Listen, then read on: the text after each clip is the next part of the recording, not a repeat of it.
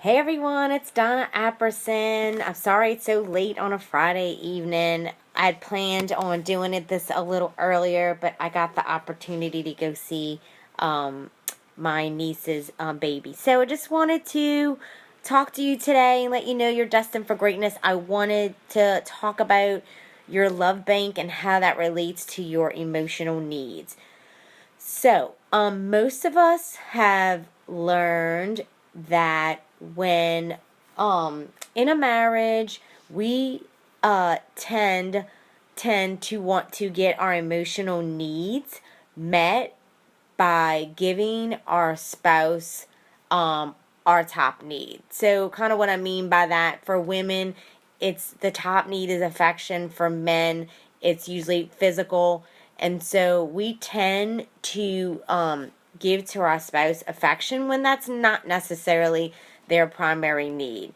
We automatically think that a marriage is supposed to be two compatible people, and it's really more about the ability of two people meeting each other's emotional needs. So once we realize these skills, we can learn to educate ourselves better and how to meet our spouse's needs, and it can prevent any kind of temptation for our spouse to have that need met from other people in their life. So that can be a temptation for affair, and we always want to affair proof our marriages. So if you look at my blog that I'm going to post later, I'm going to put the top 5 needs of men and top 5 needs of women, but the top one of women is affection and men is sexual fulfillment.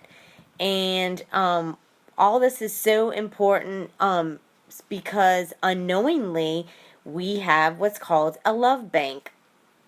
And so when we do things to meet our spouse's need, we get a deposit, and it could be something small, like if you do something to serve your spouse, that would be a small deposit. If it was something bigger, then it would create a large deposit. And so if you have a pleasurable encounter with that person, it becomes a deposit. Now if it becomes unpleasurable or negative or painful, then it creates a withdrawal, so you end up with like a red balance. So we want to make sure we're creating daily deposits for our spouse in their primary needs in the top 5. We should be doing that every single day, because when conflict comes, and it will, we can end up taking a huge withdrawal. And so we want to make sure that we stay in the black and we don't go into the red.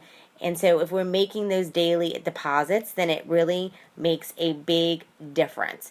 And so I just wanted to share that with you too. And so I have to tell you that during our years where we had lots of difficulty, Scott was struggling with addiction. It often left me with a red balance. And so where that came in is I had to draw on my faith and my hope in God and remember my commitment to God and to my spouse, knowing that I had to do this for better or for worse.